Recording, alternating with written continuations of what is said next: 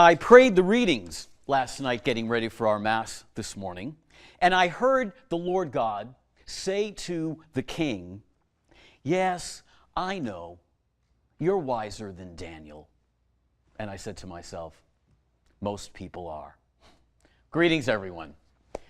I know that many of you know, that every summer for many, many years now, I've worked in London for the Archdiocese of Westminster, giving retreats, days of prayer, and helping in parishes throughout. I was there this past summer. I got back just a few weeks ago, and something of note happened on my way to Heathrow. My friends brought me to the airport, as they have for many, many years. And as I was sitting in their back seat, I had 3 pieces of luggage with me. I had the suitcase that I would be checking when I got to the airport. I had the carry-on that I would bring with me. And I had my laptop in a third bag. And as I was sitting in the back seat, driving from St. Albans to the part of town, the part of London that Heathrow is in, you know what you're doing in the back seat between conversation. You know, I looked at the luggage and I was kind of straightening things out, and I noticed that each piece of luggage had a name tag. And I felt pretty good about myself that, I had name tags on all my luggage, just like TSA would want me to. And so I decided that I would turn each name tag over. Look at it. I know, but what else are you going to do in the back seat of a car? So I turned over the first one. And the first one said, Dan O'Connell, 100 Concord Ave, Cambridge. Oh, I said, that's kind of interesting. Which led me to look at the second one. And it said, Dan O'Connell, 68 O'Connell Way, Boston, Massachusetts. Ah, I said, this is getting better. I turned over the third one.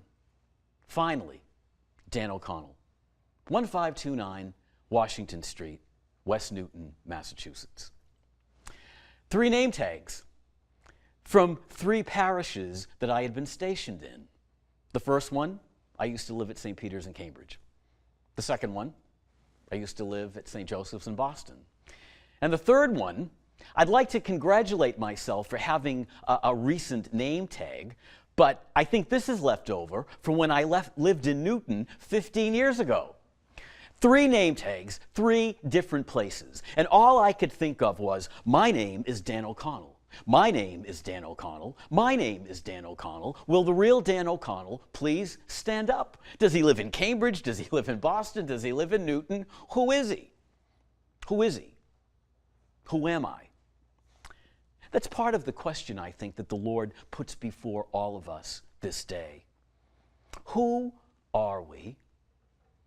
Who do we think we are? And are we happy being who God made us to be? He made us to be his children. The king of Tyre forgot that. Very successful king. Probably was a politician, rose up through the Senate, passed a few bills, made sense, became king, looked good in his kingly clothes, and spent all of his time congratulating himself that he was wiser than Daniel. Congratulating himself for all that he had accomplished, holding on to an opinion of himself that might have been slightly exaggerated.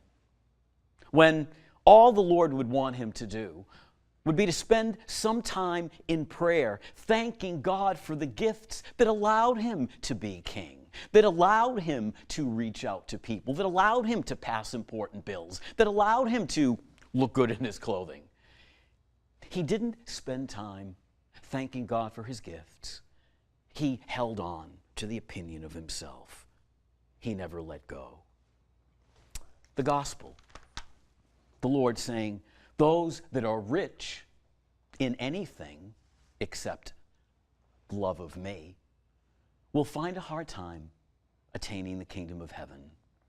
Those that hold on to riches, in some cases, yes, without helping others. But there are so many other things, my friends, that you and I sometimes have a tendency to hold on to. The opinion of ourselves, our own accomplishments, family grudges that we just don't let go of ever, obstacles that keep us from being who we really are, His children. Brothers and sisters, called to see one another, to notice one another, to not be so busy admiring ourselves that we don't see those around us in need of consolation, forgiveness, kindness, welcome, a good word. My friends, on the day of our baptism, we were given a name tag. And the name on that tag was Jesus. And what He asks us to do is to be mindful of that fact each and every day, to never allow blind ambition to get in the way, to never allow opinion, our need for the last word, any kind of prejudice or grudge to get in the way. Great image He gives with the rich man holding on, not getting through the eye of the needle. Well, you know, if you're holding a lot of bundles and the door you're trying to get into is very small, you can't get in unless you put them down, let go, and proceed. That's what you and I are called to do. That's what you and I are invited to do, to let go of any darkness, any obstacle that might be in the way of us growing in grace and wisdom, growing in the gifts of Him whose name is on that tag, Jesus, the giver of all good gifts, the personification of the Father's love and goodness.